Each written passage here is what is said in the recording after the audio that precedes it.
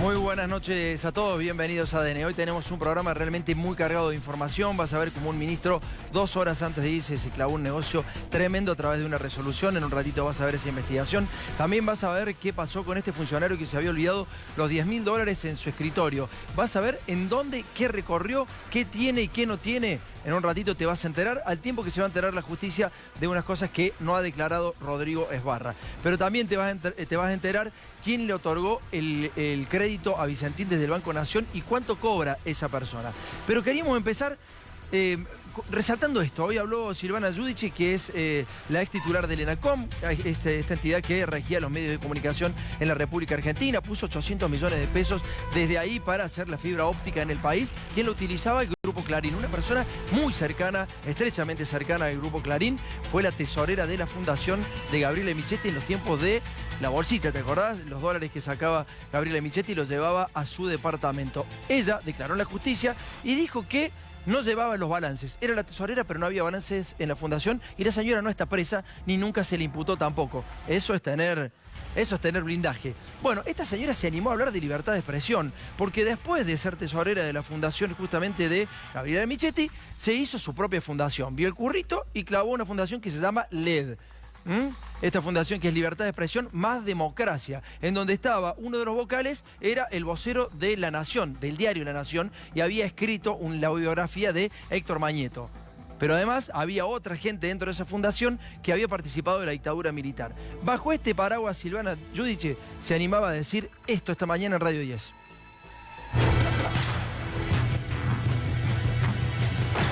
Sí, hemos puesto la alerta es sobre la cuestión de la censura previa y del rol del periodismo. Fíjense, para que una democracia sea sana y robusta tiene que tener dos cuestiones muy importantes. Primero, una justicia independiente.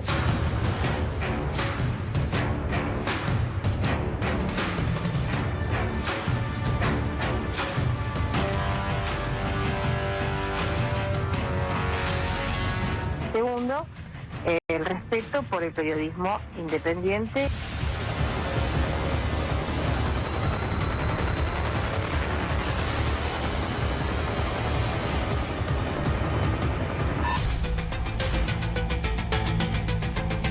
Estos eran los medios que ella considera independientes. Habla de medios independientes. La verdad es que desde la política poco se debería hablar irresponsablemente de esta manera y justicia independiente. Evidentemente que esta mujer te sigue mintiendo aún fuera de sus propios cargos. Pero quiero que veas una cosa. ¿Qué hizo desde su propia fundación? Mirá lo que significa Más Democracia, como es su fundación, el nombre que dice su fundación, Más Democracia. ¿Qué es para Silvana? Por favor, vamos al paño. No, Jorge, el paño anterior. Vamos al paño anterior, esto es lo que dice el CONADAMON, que también es muy interesante para cerrar el tema.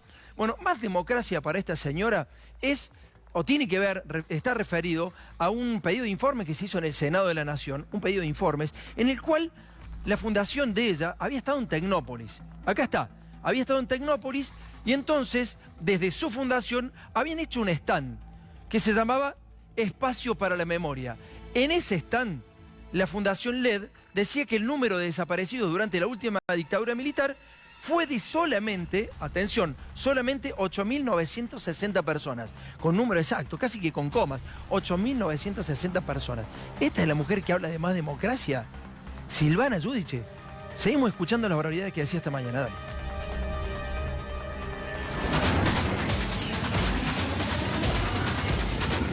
Realmente tenemos que, cuanto más independiente sea la justicia y más independiente sea el periodismo, mejor calidad de democracia. Ahora, Silvana, por ejemplo, nosotros estamos en Radio 10, ¿no?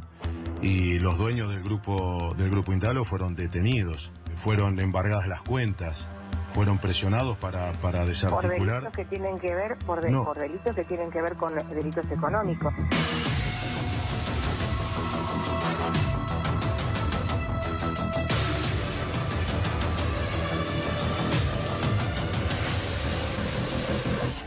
La hipocresía, te decía que la hipocresía y el cinismo de esta mujer realmente no tiene límites. Evidentemente no leyó lo que dijo hoy, por ejemplo, en la testimonial, ponerla Jorge frente a la justicia del CONADAMON, que no se puede decir que no sea oficialista de los muchachos de Cambiemos. Bueno, hoy el CONADAMON, a los 19 días del mes de febrero del año 2020, fíjate lo que dijo hoy en la justicia, un hombre de Cambiemos, laburando en los medios de comunicación. Atención, el presidente Macri quiere que quiebre todo y Mauricio Macri, el calabrés, quiere matarlo Cristóbal. Cristóbal López divide el gobierno entre alentar la quiebra o el salvataje del grupo. Esto es para Silvana Giudici, que lo mira por TV.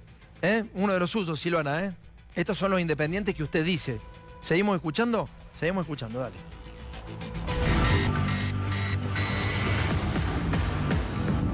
Gracias a estas medidas del gobierno de Mauricio Macri, C5N pudo seguir adelante durante 4 años. Usted recién opinaba hace un ratito atrás sobre las declaraciones de Alberto Fernández en vinculación a si hay presos políticos, si no, y decía que esto generaba cierta influencia o puede influir sobre el desempeño del Poder Judicial.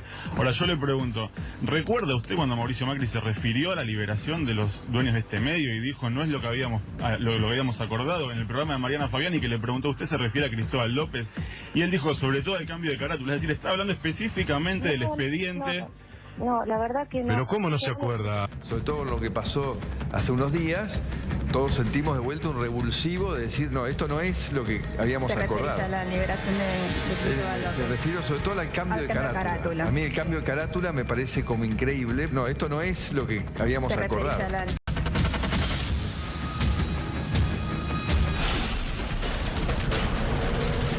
Qué lindo cómo se lo extraña a Macri relajado, ¿no? En esos programas donde estaba casi que con un cigarrillo, tomando un fernecito con coca, el tipo sentado de piernas cruzadas diciendo, loco, qué malo de Cristóbal, hablando con amigos, ¿no? Con periodistas, con amigos. Y entonces en esa charla, en esas tertulias con humo de por medio decía, no, qué malo de Cristóbal. La verdad que no es lo que habíamos acordado. ¿Con quién lo había acordado, Mauricio? ¿Con la justicia?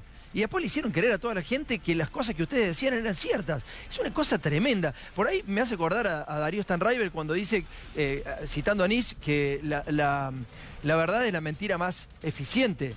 Bueno, eso fue lo que sucedió durante todo este periodo. Es lamentable. Y los tipos siguen hablando y no tienen problema. ¿Y sabes cómo terminó? Mirá cómo le remata Silvana Giudici. Dice que acá, en C5N, se operó durante todo el año 2019. Mire, Silvana, le vamos a ser absolutamente sinceros, esto se lo digo a todos los funcionarios, del palo y no del palo, a todos, absolutamente todos, a los que me llaman los domingos de la noche, los lunes, los martes, los que rompen los huevos todo el día, se lo digo. Si acá decimos algo que esté equivocado, nos vamos a disculpar. Y si no, lo discutimos en una mesa de café, adelante de todo el mundo. Yo llevo las pruebas y discutimos lo que tengamos que discutir. Si nosotros mentimos, nos retractamos. Si no mentimos, se callan la boca, muchachos. A ver qué decía Silvana.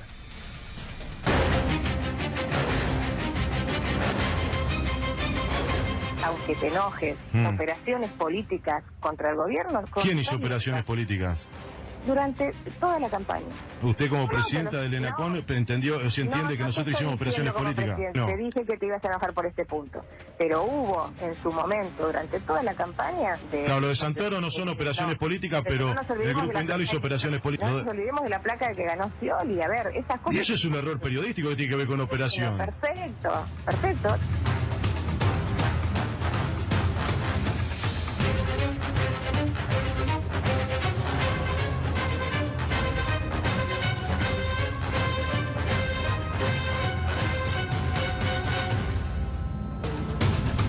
Estamos con una mesa verdaderamente tremenda. Está Nicolás Trota, el ministro de Educación de la Nación. ¿Cómo anda, Nicolás? ¿Cómo estás? Está cansado, ¿eh? Se le ve la cara. No, cansado no. Con bueno, ganas. En un ratito vamos a hablar de lo que tenemos que hablar, ¿sí? ¿Cómo no? Dale. Santiago Marino, ¿cómo estás? ¿Qué tal? Buenas noches. Sos especialista en medio. En un ratito nos podés decir algo de cómo está la situación y cómo estuvo durante el macrismo, ¿puede ser? Para darle un panorama a Silvana Giudici, ¿puede ser? Sí, sin problema, claro. Gaby, ¿cómo estás? Buenas noches. ¿Qué tal, Tomás? Buenas noches. ¿De qué hablamos en un ratito? Del pañuelazo masivo que hubo hoy frente al Congreso Nacional para pedir por el aborto legal, seguro y gratuito y el proyecto del presidente Alberto Fernández. ¿Cómo andas, Zach? ¿Qué dice? Buenas noches. Muy buenas noches, Tomás. Muy buena pregunta, Silvana, estuvo buena. Te agradezco. Siempre con respeto, intentamos tener un diálogo siempre con la verdad. Yo le leía lo que después acabamos de reproducir que había ocurrido cuando Mauricio Macri se entrevistó con la periodista Mariana Fabiani. Y ella me desmintió. Bueno, por suerte está el video, el tape y además está la descripción que hizo en su momento de la Casa Rosada. Perfecto. ¿Cómo anda, Eduardo? Buenas noches. Muy bien, Tomás. ¿Todo bien? Bienvenido al 2020. Sí, ¿por qué? ¿Y qué cambiaría el 2020? A ver, contame. No, usted, bienvenido acá a C5N. Ah, bien. ¿Usted que es de la casa? ¿Usted que no, pero trabaja? al contrario, soy un televidente suyo, me gusta verlo. ¿Cómo anda? ¿Bien? Bueno, muchas ¿Qué gracias. tema me traerá hoy? Todavía no me lo dijo. Este tema, hablame de los medios, hablame de lo que pasó en este tiempo. Porque vos, a ver, básicamente, si bien tenés tu ideología, sos parte del gobierno, te llevas bien con todo. Esta es la verdad. Hablas con todos, pero le decís la verdad. Se la cantás bien, la verdad que no sé cómo haces para maniobrar, pero digo, ¿cómo? ¿Vos crees que realmente a este medio no se lo quisieron llevar puesto? No, claro que se lo quisieron llevar puesto. Una de las cosas más increíbles fue la detención de los dueños de los medios, el querer sacarle, desmontar el grupo Índalo, lo hicieron, ¿no? El querer, uno que camina la zona tribunalicia, escuchaba oferentes que querían llevarse este canal mientras los dueños estaban detenidos, ¿cómo no? Eran oferentes ligados al gobierno, básicamente, ¿no? Bueno, eran gente que le decía al gobierno, ¿no? 4 de copas, porque no eran importantes, 4 de copas que le decían al gobierno que a partir de la acción de ellos podían ser leales al gobierno y difundir su mensaje. Una de las cosas más horribles que vi hoy es que decían que querían quedarse con los contenidos de este canal. ¿Qué es quedarse con el canal, no? Claro. Bueno, en realidad quedarse con el contenido es el espíritu crítico que tenía este canal con justamente el neoliberalismo. Básicamente, nada más ni nada menos que eso, ¿no? No tengo dudas de eso. Y la verdad que le pegaron fuerte a los trabajadores. Por eso es muy violento escucharla a Silvana Giudici, inclusive negar hoy estas situaciones, ¿no? Ante un trabajador como Ariel Sack, que le pregunta con sumo respeto cómo fue la situación, y ella sigue mintiendo. La verdad que una vez tenés que clarificar las cosas, decir, bueno, hacer un mea culpa mínimamente, ¿no? Pero bueno. Sin duda. Bueno, no, ellos actuaron fuertemente. Mira, acá está Nicolás, que antes de ser ministro de Educación, no te asustes, Nicolás, pero antes de ser ministro de Educación, él era rector de la Universidad Metropolitana del Empleo y Trabajo y a su vez un hombre muy importante del equipo chico que conducía Página 12 y han sido hostigados también muy fuertemente cuando estaban en estos años, en estos 4 años, ¿no? Se lo quisieron llevar puesto en enero del 2016. ¿Cómo lo sintió, ministro? ¿Qué sentía?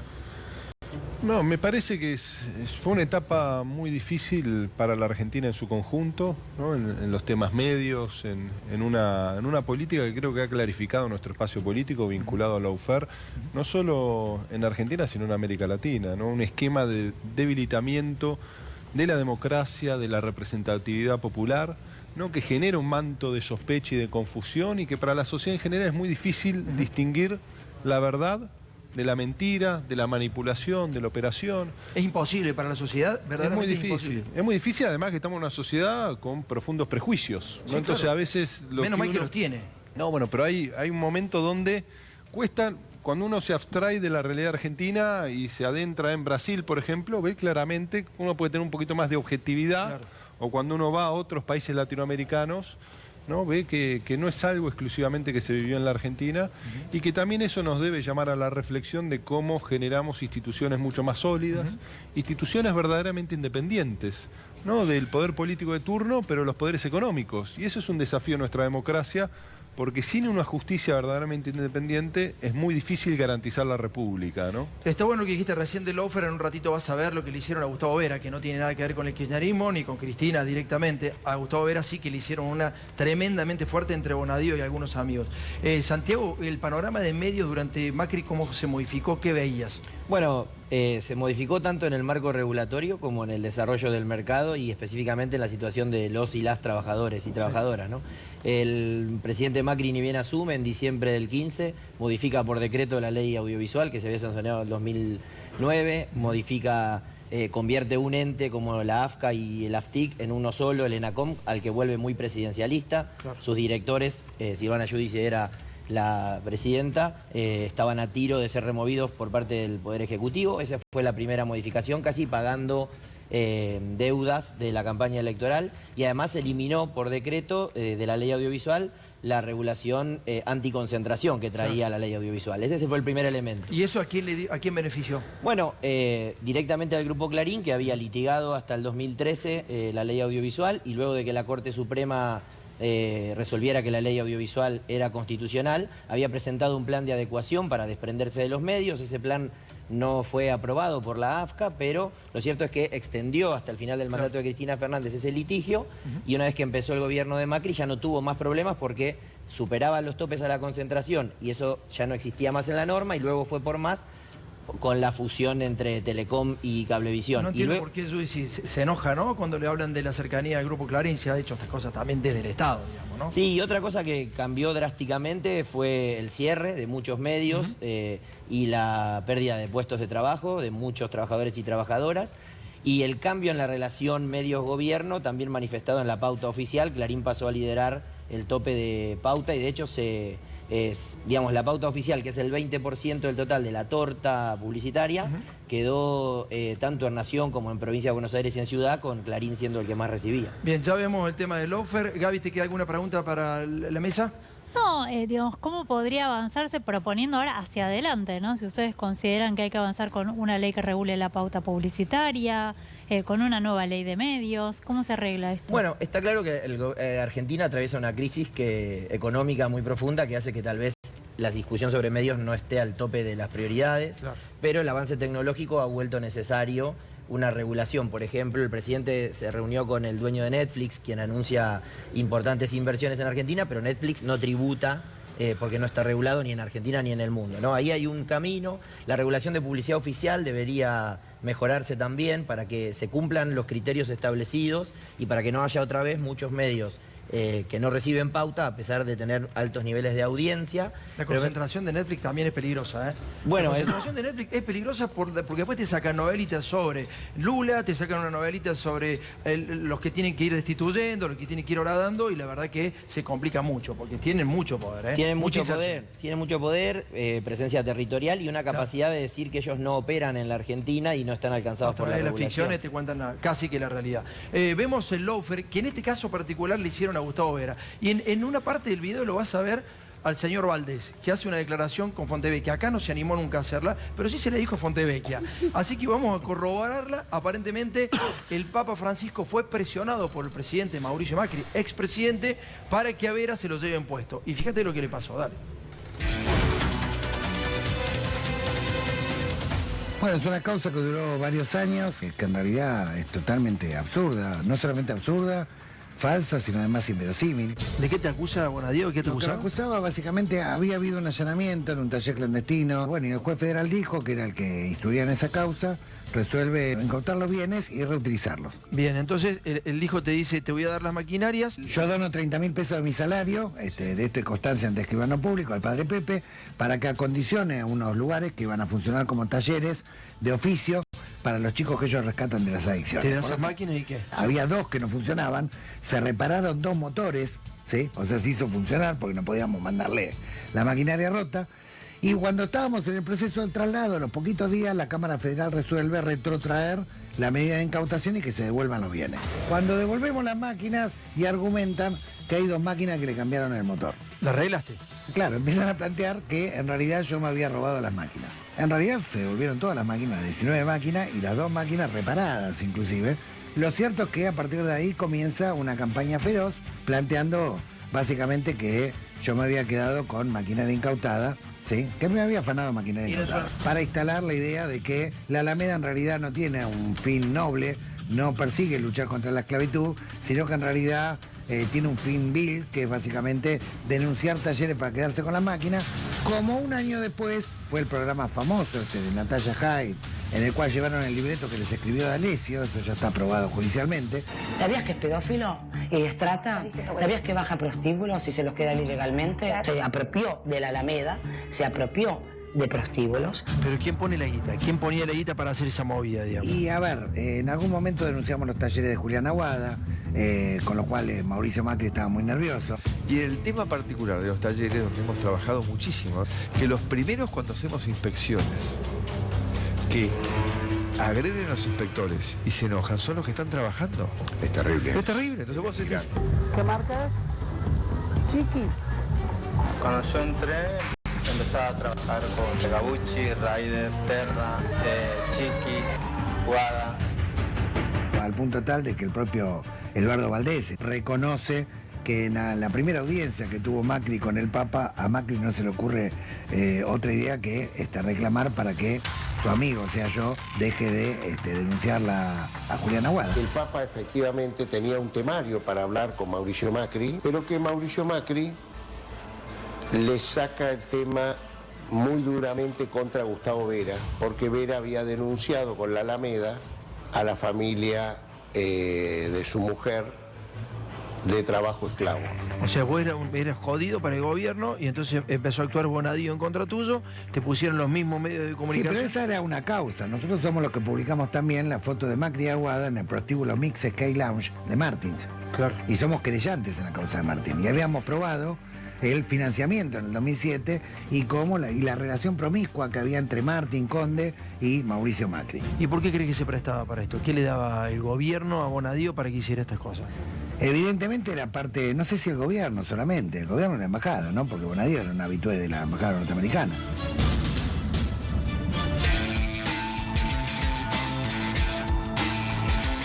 ¿Ratificamos lo dicho de ese momento, Valdés? Sí, ¿por qué lo voy a modificar? Yo tengo... me lo contó un arzobispo que había hablado con quien acompañó, uno de los acompañantes de Mauricio Macri en ese viaje, que había un temario y no estaba el tema de Vera y que Macri previamente, ya antes de ir a la reunión, decía, no, yo le voy a sacar el tema de Vera. Vera era los talleres clandestinos, claro, que había denunciado de la familia Aguada. Él estaba muy enojado con eso. Y yo creo que también muy enojado con esa denuncia de Vera sobre Conde y los prostíbulos, ¿no? Porque, a ver, estaba una foto como la prueba de eso. Y bueno, y según me cuenta este arzobispo, el Papa dijo, no, este tema no está acá en el temario. Claro. Aparte, vamos a ser claros, Francisco no tiene nada que ver con la acción que lleva adelante la Alameda.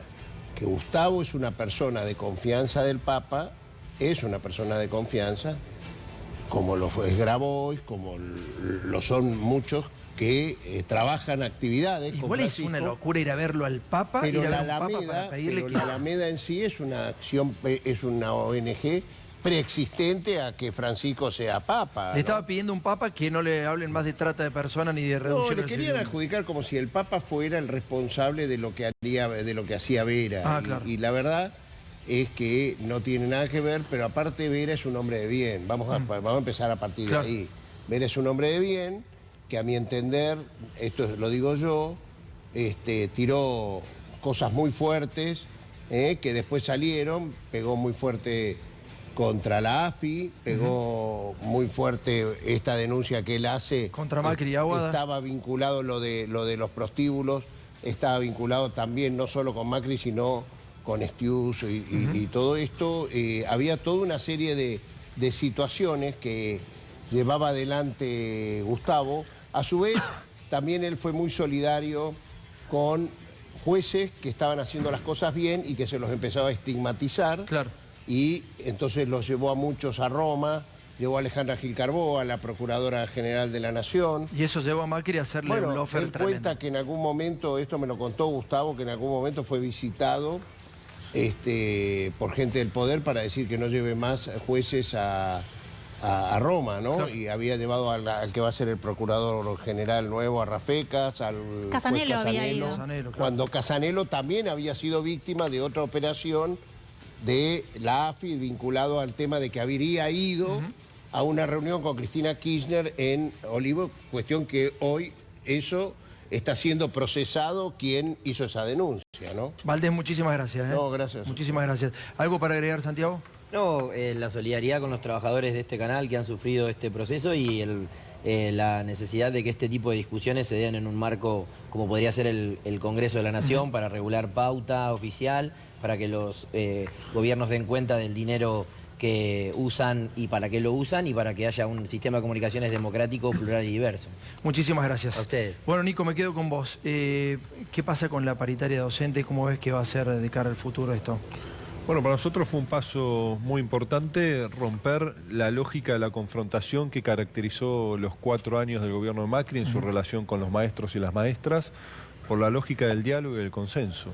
Iniciamos fines de enero un proceso de debate que no solo pretende discutir los aspectos salariales, sino los desafíos que tiene nuestra escuela, ¿no? Y en ese sentido venimos con un fuerte diálogo con las 5 organizaciones sindicales nacionales, docentes, y con las 24 jurisdicciones educativas. ¿Hasta dónde hay plata? ¿Hasta dónde cree que se puede estirar esto? ¿Hasta dónde cree que se pueden dar respuestas concretas? No, creo que todos estamos haciendo un enorme esfuerzo priorizando lo que nos ha pedido el presidente, que es el mayor compromiso posible, no solo para que se inicien las clases el 2 de marzo, donde casi todas las jurisdicciones empiezan el ciclo lectivo, sino también para proyectar lo que son la agenda del 2020-2021, que entre otras cuestiones tenemos que empezar a cumplir la ley. Claro. Digo, porque Argentina tomó la decisión de invertir prioritariamente en educación a partir de la ley de financiamiento educativo, para mencionar un consenso importante. Sí. Se llegó por primera vez al 6% de inversión educativa solo en educación, el 6% del ¿Cuándo se llegó eso? 2015.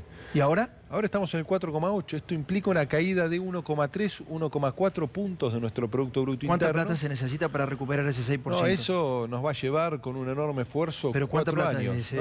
No tengo el número exacto, pero si nosotros vemos en lo que ha sido la inversión en términos de millones de pesos, la caída de la inversión nacional ha superado el 35%, es una caída muy brusca de el 1,5% del PIB, y estamos por arriba del 1%. ¿Te esperabas esto?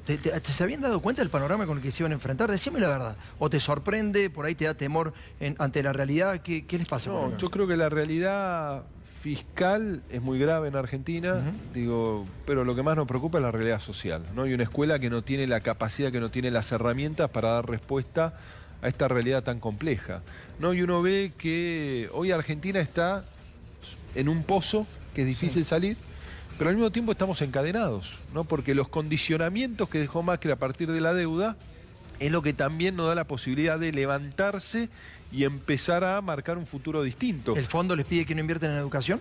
No, el fondo no pide, el fondo es corresponsable de la situación en la que estamos. ¿Pero han hablado de educación con el fondo? No se ha hablado en particularmente. Lo que sí tiene nuestro gobierno el desafío, y lo hemos conversado con el presidente, con el área de Hacienda, es cómo trazamos en los próximos 4 años el desafío de cumplir la ley de financiamiento educativo. Bien. Que demanda un fuerte liderazgo de cara a las 24 jurisdicciones educativas para que prioricen la educación, y también el gobierno nacional en un contexto que también nuestra escuela necesita la recuperación general de la Argentina. Claro. Porque los chicos llegan con muchos problemas a las aulas. Con hambre. Con hambre, ¿no? Entonces, eso también lleva a que hay lugares de la Argentina donde 7 de cada 10 niños y niñas están debajo de la línea de pobreza. O sea, la exclusión es la regla. Entonces, eso demanda una recuperación general de la Argentina y políticas públicas educativas muy claras. La paritaria para nosotros es un primer paso en ese sentido, y la verdad debemos reconocer el enorme compromiso de los maestros y maestras, no solo en estos 4 años, sino también en sumarse una agenda de cara al futuro frente a las enormes complejidades que tiene la Argentina. Gaby. Sí, ministro, considerando las restricciones presupuestarias y que muchos ministerios están viendo justamente cómo organizarse en función de eso, le quería preguntar si estaban pensando algún programa para lanzar este año. En su momento estuvo el tema de las netbooks, del Conectar en Igualdad. ¿Tienen previsto algo similar? Sí, por supuesto. Nosotros hemos lanzado distintos planes en el Ministerio. Quizás el que más impacto ha tenido en los medios es el Plan Nacional de Lecturas. Estamos terminando de delinear conjuntamente con el Ministerio de Ciencia, Tecnología e Innovación el plan de ciencias para nuestras escuelas, desde la educación inicial hasta la educación secundaria, y el plan de conectividad, que para nosotros es fundamental, reconociendo también estas complejidades. No recordemos que hace un poco más de una década Argentina lanzó un programa de adquisición de computadoras que implicó casi 5 millones de computadoras. En esa compra fueron una inversión de $1.000 millones. No, es Argentina hoy parece surrealista. No, claro. Digo, hoy quizás nuestro plan más importante, que es el plan de lucha contra el hambre, no tiene esa cantidad de recursos que tuvo uno de los tantos programas que desarrolló la Argentina vinculado al derecho de una computadora para cada niño y cada niña, y el impacto que esto tenía en sus familias. Bueno, hay que tener la capacidad de generar las condiciones para que nuestro país se recupere, para que tengamos las herramientas, para que el Estado tenga los brazos para desplegar esas políticas, y estamos seguros que así va a ser. Se hizo en el pasado, en distintos momentos de la historia argentina, y lo tenemos que volver a hacer en este momento. Nicolás, la última pregunta. ¿Empiezan las clases en tiempo y forma en la mayoría de las provincias? Empiezan las clases el 26 de febrero en 2 provincias, el 2 de marzo en todas, salvo Misiones, que empiezan el 9, y tenemos una enorme tranquilidad de que estamos haciendo todos, ¿no? Los gobiernos provinciales, las organizaciones sindicales y nuestro ministerio, nuestro gobierno, para que empiecen las clases. Gracias, muchas gracias por venir, en serio. Nos vamos a conocer una cosa realmente impactante. Te pido por favor que te tomes 10 minutos y vas a entender una situación tremenda. El ex ministro de la Producción, Dante Sica, había emitido una resolución en junio del año pasado en donde le decía a un sindicato que se había hecho de, escucha esto, ¿no? 1.000 millones de pesos por encima de su presupuesto porque había hecho un juicio histórico y lo habían ganado. En ese sindicato habían ocurrido irregularidades que ahora vas a ver.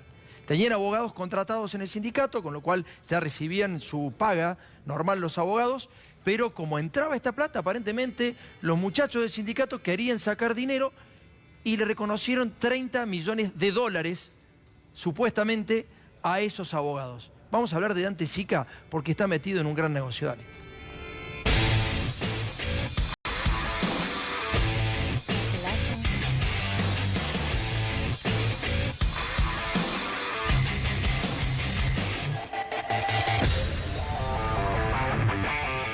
Bueno, lo que te dije recién lo vamos a ir viendo. Dame el convenio de honorarios, por favor, Jorge. El gremio es el sindicato del seguro. El convenio de honorarios con los abogados. Estos abogados ya cobraban un salario mensual, con lo cual está prohibido que cobren la cuota litis. Pero sin embargo los muchachos se ve que querían sacar recursos. La verdad es que no entendemos para qué lo hacían. Hay muchos sindicalistas que lo hacen para sacar plata y después la reparten. 30 millones de dólares estaban en juego en este sindicato. Dame el próximo, por favor, Jorge. ¿En qué consiste el convenio de honorarios supuestamente con estos abogados? Mira, la primera cuota correspondiente al primer semestre era de 60.878.000 pesos más IVA. Esa guita le pretendían pagar a abogados que ya cobraban del gremio mensualmente, con lo cual esto está prohibido. Dame la próxima cuota, Jorge. Vamos a mostrar solamente 2 cuotitas, ¿eh? Esta cuota es ya un poco más elevada, 91.418.000 pesos más IVA, ¿eh? Mirá las cuotitas que se estaban llevando los abogados. ¿Tenemos más paño, Jorge? Vamos con... No, ahora vamos con el tape. Vamos con el tape. Vamos a adentrarnos en el tema y vamos a desembocar en las 2 últimas horas del ex ministro de la Producción, Dante Sica. No vas a poder creer los papeles que te vamos a mostrar en un rato. Dale.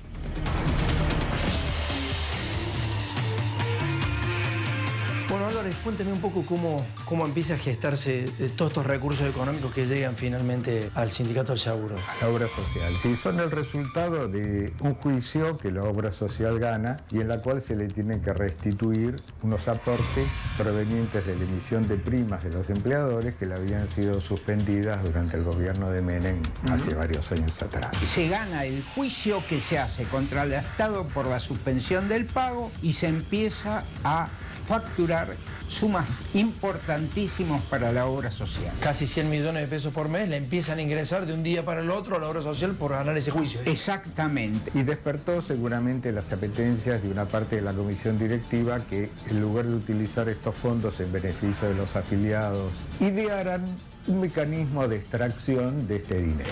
O sea, ¿extracción para qué? Para llevárselo ellos. Y para eso idearon que lo iban a hacer a través de la firma de convenios de honorarios con sus abogados. Uno de ellos, gerente de la obra social, percibiendo remuneración mensual, percibió 28 millones de dólares. O sea, el tipo era gerente, además era abogado del gremio, del sindicato, que cobraba mensualmente, y le inventaron una cuota litis. Se lo inventaron como un mecanismo para extraer dinero. A partir de ahí se genera un conflicto importantísimo en la entidad sindical, porque el secretario adjunto no sabía de la existencia de ese pacto. Claro, y los opositores permanentemente pedían la rendición de cuentas, impugnaban los balances.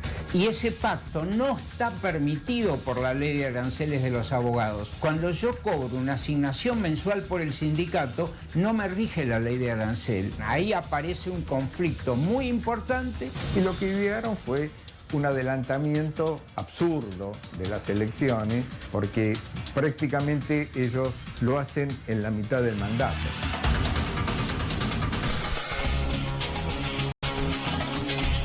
Estaban sacando la guita atrás de los abogados, claro, los muchachos del mismo gremio se constituyeron casi que en oposición y dijeron, ¿qué están haciendo? No, muchachos, esto no se puede, vamos a hacer la denuncia. Y entonces, ¿qué hicieron? ¿Van a hacer la denuncia? No, vamos a llamar a elecciones 2 años antes de lo que correspondía. ¿Escuchás esto? 2 años antes de terminar su mandato, cuando en el sindicato dice que tiene que ser 6 meses. Entonces, ¿qué hace el Ministerio de Trabajo y Producción? Les dice, señores, no pueden adelantar la elección. Tienen que afrontar las denuncias. No pueden adelantar la elección. Pero mira cómo siguió esto, dale. Estas son las cuotas que les daban a los abogados en dólares. Mes por mes en dólares. Fíjate lo que es la cantidad de guita en dólares que le daban a los abogados. Vamos al próximo paño, por favor, Jorge. Mirá la cantidad de plata en dólares que se llevaban los abogados supuestamente. Digo los abogados supuestamente porque lo que dice la gente de gremio es que en realidad era para que el secretario general sacara la guita. Y esto es lo que estaban denunciando. Entonces el Ministerio de Trabajo les dice, muchachos, no adelanten la elección. SICA 2 horas antes de irse convalida absolutamente todo. ¿Cuánto de esta plata habrá quedado en dónde, no? ¿Habrá ido todos los abogados? Gracias.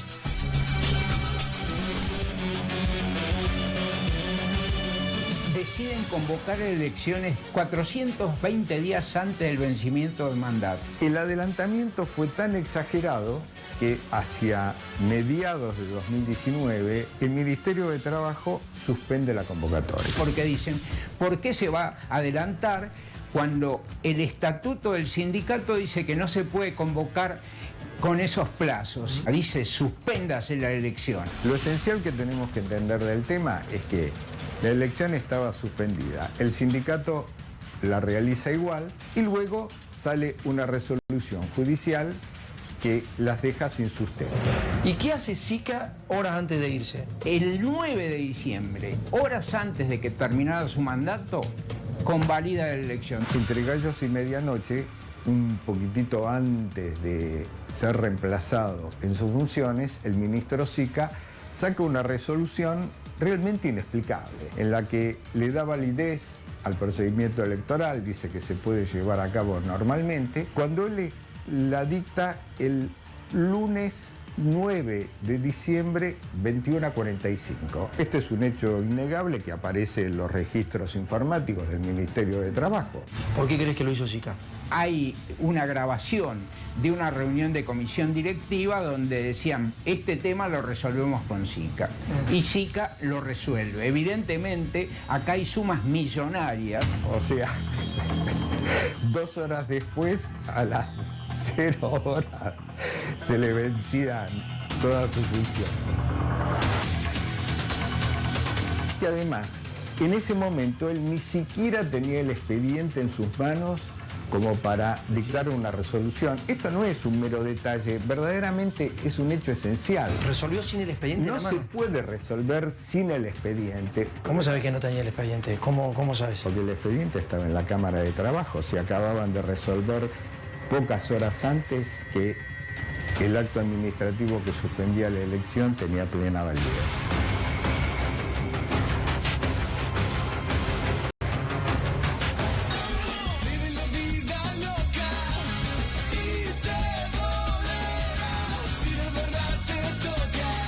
Rodrigo Esbarra se olvidó $10.000 en su despacho del Ministerio de Coordinación de Trabajo, ¿no? Producción. Ex Ministerio de Producción era. Es Ministerio de Producción, era el coordinador este muchacho, ¿no? Sí, se olvidó $10.000 y fue Culfas e hizo la denuncia. Cuando lo encontraron, quienes lo encontraron, primero hicieron una investigación interna y luego hicieron la denuncia en la justicia. Exactamente. Habían encontrado $10.000 en el tercer cajón de una cajonera que estaban en el fondo junto con otros papeles. ¿Y entonces? Y entonces este hombre, cuando se descubren estos $10.000, tuitea, qué opereta, o algo así. Ajá. Y en la justicia ya tuvo su primer cachetazo porque una secretaria de él se presentó a declarar como testigo porque había sido convocada y lo que hizo fue reconocer la letra que se encontró en el sobre donde estaban los $10.000. Es decir, nadie se los plantó. La persona que había escrito sobre ese sobre era secretaria de él, la información que allí estaba había sido escrito por ella y eso fue reconocido. A partir de esos $10.000 se abre la investigación judicial y están investigando de dónde eran. Claro, ¿de dónde eran? ¿Te puedo parar un segundito ahí Parame, para después seguir? seguimos, sí, señor. Dale, vamos a mostrar las fotos que consiguió Ariel y que conseguimos nosotros de este muchacho viajando por el exterior. Este es Rodrigo Barra. Raro que Elisa Carrió no se haya fijado en esto, ¿no? Tanto que pedía informe a distintas reparticiones del Estado sobre opositores y periodistas, no se fijó que un funcionario de ella, por ejemplo, ganando el sueldo de un funcionario de coordinador, viajaba 2 veces por año al exterior. Vamos a la próxima, por favor, Jorge. Esta es Turks and Caicos, es una de las islas más caras del Caribe. Acá va Messi, acá van los hombres más importantes del mundo. Dame la próxima foto, Jorge, porque no solamente Rodrigo llevó a su mujer y a sus hijos, sino que aparentemente está la suegra y la madre, ¿no? O sea, se ve que había mucho dinero, Elisa. No sé por qué no consultó bien. Ya que consultamos a alguno, consultemos a todos. O usted no está de acuerdo, supuestamente, con los robos en la oposición, pero en los propios no hay ningún problema. Elisa, fue raro esto. Mira, en este caso está en Miami, en 2019. Dame la próxima, Jorge, por favor. En el 2018 se fue a San Francisco, de la camperita a la zunga como si nada. En la próxima ya está en Nueva York. En la próxima foto seguramente va a estar en Nueva York, también 2018. Y en 2017 también, le habían quedado algunas compritas por hacer, por eso fue en el 2018, también estaba en Nueva York. En el año anterior, por favor, Jorge. Vamos con la casa de Navarro. Bueno, acá me paro, mira esta casa tranquilamente. Ahora sí seguía Ariel. Entonces, los $10.000 fue la secretaria, dijo que esos $10.000 lo implicaban a Ibarra. La coartada de decir que los $10.000 eran plantados, para la justicia ya está completamente caída porque hubo una secretaria que trabajó para él, que reconoció que era su letra la que aparecía en el sobre, que se encontró con los $10.000, como así también algunas anotaciones que allí había. Ahora, la justicia investiga de dónde eran esos $10.000, a qué respondían, y eventualmente si no eran parte de una maniobra de lavado de dinero, porque dice la justicia, estos dólares no están legalmente declarados, no están debidamente justificados. Y además, estos $10.000, evidentemente, estaban dentro de un sobre que tenía información sobre la compra de un terreno en el norte de la ciudad, de la provincia de Buenos Aires, en la zona norte de la provincia de Buenos Aires, y a partir de allí empieza la investigación. ¿Dónde era la zona norte? ¿En Navarro? No, No se sabe dónde era otro cerca de donde está Nordelta. Nordelta. Mira vos, otro lote más. Querido tipo, muy bien. Llegó con $1 millón a la función pública, según el diario Ámbito Financiero. Estuvimos viendo la declaración jurada. Y en esa declaración jurada declara dos terrenos en Navarro, de donde es su mujer. Uno de esos terrenos ya se está construyendo y no sé si la casa no está hecha. Mira, acá están los 2 lotes, uno de $238.000 y otro de 524, lo cual era absolutamente absurdo por el precio de esos lotes. Pero ya esos lotes se constituyeron en lo que veías recién, en la casa, Jorge. Mostremos de nuevo la casa. Hay una casa con gimnasio, muy buena, la verdad que con muchos metros cuadrados, se está haciendo la piletita. El tipo esto tampoco lo declaró. O sea que esos $10.000 le va a ser difícil justificarlo, ¿no? Bueno, volvemos al expediente judicial. Los $10.000 estaban en un sobre que tenía información sobre la compra de un terreno y un mail del dominio de Nordelta. Cuando se comunican con la persona dueña del mail del dominio de Nordelta, esa persona dice efectivamente estaba comprando un lote que valía algo así como $186.000. Ay, ay, ay. Lo compró entre abril del 2016 y abril del 2019. Empezó con una cuota de $60.000 y luego el resto. Primero ¿Cuánto cobra un tipo de estos? ¿150.000 pesos? ¿160? Aproximadamente. Capaz que menos, ¿eh? Bueno, a partir de ahí la justicia dice, en ningún momento declara la compra de dólares, en ningún momento declara haber comprado $60.000, ni mucho menos haberlos puesto en la compra de un lote. Si uno compra un lote, está bien, puede escriturarlo finalmente cuando termina de comprarlo, pero antes tiene un crédito favorable, porque si le fue poniendo plata a ese lote, tiene que decir que fue pagando. Primero tiene que justificar la compra de dólares, de dónde saca el dinero, dónde los compra, tiene que hacer la aclaración para qué son, y finalmente tiene que dejar asentado en su declaración jurada que está comprando un terreno. Claro. Bueno, nada de eso está hecho. Por eso es que la justicia lo está investigando. La situación está bastante complicada. Dicen los investigadores, la causa la tiene el fiscal Gerardo Policita y el juez Julián Arcolini, que por lo pronto de lo que surge de los papeles no está comprobado el origen de ese dinero, ni de los $10.000, ni de aquellos que se usaron para la compra del terreno. Información que surge del sobre que estaba en la cajonera en la que fueron encontrados los $10.000. Bien, no, yo estaba pensando en Juan Enrique, que a la mañana, hoy en C5N, en Mañanas Argentina, decía que la clase media vive con 105.000 pesos más o menos para ser clase media. Este ganaba 30.000 pesos más y mira cómo la hizo, ¿no? Cómo la estiraba. Qué bárbaro. Hay gente que es inteligente para hacer las cosas. Bueno, gracias, Ariel, ¿eh? Muchísimas gracias. Ahora sí, hablamos de González Fraga. ¿Qué pasa con el Banco Nación? Dale.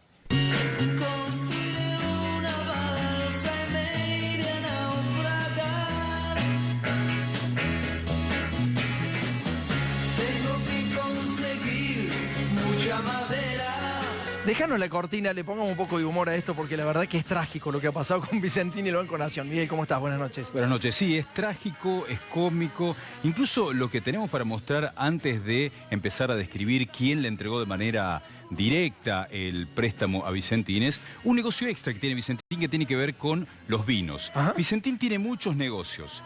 Algunos de forma llamativa están rozando lo delictivo porque así como existe Vicentín Argentina, existe Vicentín Uruguay. Nadie hasta ahora está pidiendo la plata que hay en Vicentín Uruguay para recuperar el préstamo. Existe Vicentín Uruguay, hay un entramado de mamuscas que integran Vicentín. Vicentín es parte de otras empresas, pero que además también se llaman Vicentín. Claro. Entonces, el fiscal federal Gerardo Policita podría investigar esos lugares si quisiera para tratar de recuperar el dinero. Miguel, ¿podemos ver el tape de Vicentín, el que preparaste puede ser, para ver a qué se dedicaban también? Los muchachos de la canchería van a ir a buscar 18.500 millones de pesos al Banco Nación y la canchería van de esta manera, fíjate.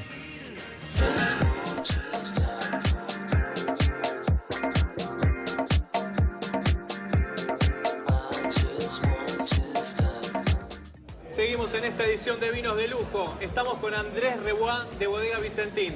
Y lo tenemos a Andrés Rebois presentando a la bodega que nos va a contar un poco de qué se trata. Tenemos tres. El Tramposo. El Tramposo, que es un Cabernet Franc. Cabernet Franc. Sí. Ahora, el Contrabandista, que es un Petit Verdot. Petit Verdot. Sí. Y el Renegado, que es un Cabernet Sauvignon. Los vinos cuando estaban en las barricas los empezábamos a tomar y parecían vinos que no iban a ser grandes jugadores. Y estaban un poco sucios y eran como del underground. Por eso venía un poco la estética, esto de la ley seca, ¿sí? En el cual como eran vinos clandestinos. Claro, como la película de... Claro. Y ahí empezó, y en la bodega lo empezamos a llamar Los Sucios. Vamos a seguir de cerca, Vicentín. Vamos con los tres sucios. Quiero brindar por este nuevo proyecto. Te deseo lo mejor. Juan, Gracias a vos. Y salud. Nos vamos despidiendo con Bodega Vicentín. Salud. Ah, qué canchero los muchachos, ¿eh? Agitando el vinito, vamos a seguir de cerca a Vicentín. Eso es lo que tendría que haber hecho González Fraga, no el muchacho que estaba ahí probando vino. Tendría que haberlo seguido de cerca a Vicentín, pero bueno, evidentemente le dieron mucho, ¿eh? Hay que ver qué pasa ahora.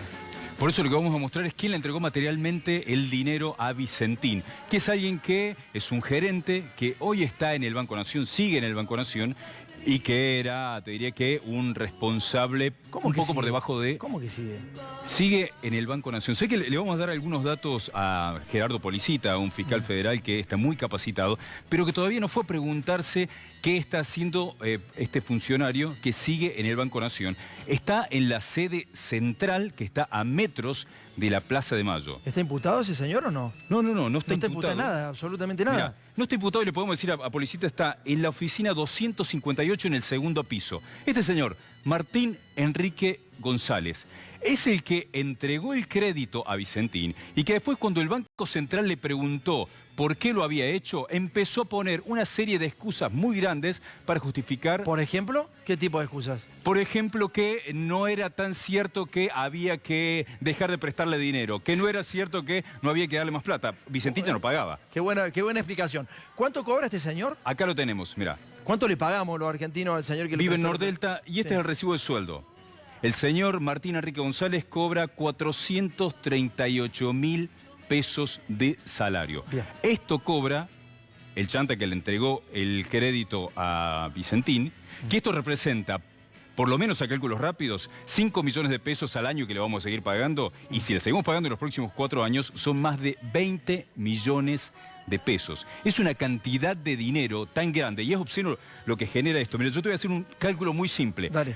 Con solo este salario vos tenés 7.300 sachets de leche de 1 litro al mes. Tenés 29 sillas de ruedas solo con el salario de él. Solo con el de él, si no contás el resto de los funcionarios que participó en la entrega de la guita a Vicentín. Y anda a saber qué le dio Vicentín. Un par de litros de aceite le debe haber dado también por lo que hizo. Gracias, Miguel. Buena nota, dale.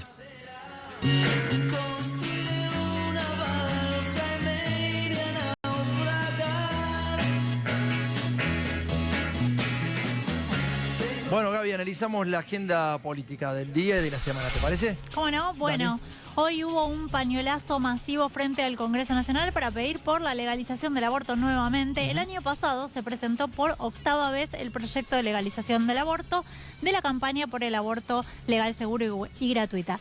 ¿Cuál es la novedad este año? Sí. Bueno, este año la novedad es que es el Poder Ejecutivo el que apoya por primera vez en la historia el proyecto de legalización del aborto. Ya lo anunció el presidente Alberto Fernández y lo va a dar a conocer, ¿no? Formalmente en la apertura de sesiones ordinarias del Congreso el 1 de marzo. Vos que sabés de esto y que estás súper informada respecto a lo que pasa en el Congreso, entre otras cosas, ¿vos crees que sale este año el proyecto? Yo creo que hay muchas más chances de que este año salga el proyecto, justamente porque está el Poder Ejecutivo jugando para que salga. ¿Cuántos votos le faltó la vez anterior? En la vez anterior en el Senado se rechazó por 38-31, faltaron 7 votos nada más, y esta vez está un poco más corta esa diferencia. Yo tengo entendido que hay 3 votos más o menos de diferencia, pero la novedad sin duda es que está el presidente comprometido con esto. Le encargó un proyecto propio a la secretaria de Legal y Técnica, Vilma Ibarra, que hoy estuvo en la movilización, en el pañuelazo, pasó a ver los libros,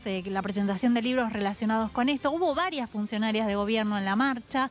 Y bueno, sin duda, ahí vamos a ver las fotos de las funcionarias que estuvieron. Estuvo la secretaria de Comercio Interior, Paula Español, estuvo la subsecretaria de Relaciones Parlamentarias, Cecilia Gómez Mirada, estuvo Dora Barrancos, que es asesora del presidente, estuvo Vilma Ibarra en la presentación de los libros, justamente.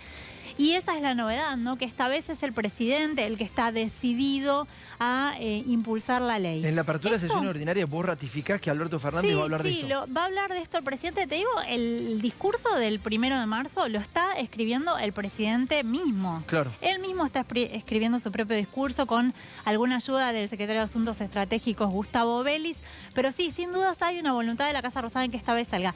Igual están a 3 votos. ¿Hay alguien de esos 3 votos que se pueda mover o no? Bueno, de acuerdo a lo que... sí, hay posibilidades. Y te digo, mira, por ejemplo, para darte una idea de por qué esta vez está jugando el Poder Ejecutivo y se puede estar más cerca de la legalización. Por ejemplo, Máximo Kirchner hizo una reunión con los diputados del bloque del Frente de Todos y planteó, ¿no? Porque plantearon esto de que justamente trae muchas divisiones, ¿no? Como entre los verdes y celestes, en 2018 fue bastante complicado. Esta vez lo que dijeron es, bueno, no nos van a dividir, pero Máximo Kirchner, que es el presidente del bloque, dijo, no, está bien, no nos vamos a pelear, pero lo vamos a discutir el tema, porque hay una voluntad para que esta vez salga. De hecho, el presidente va a presentar su propio proyecto.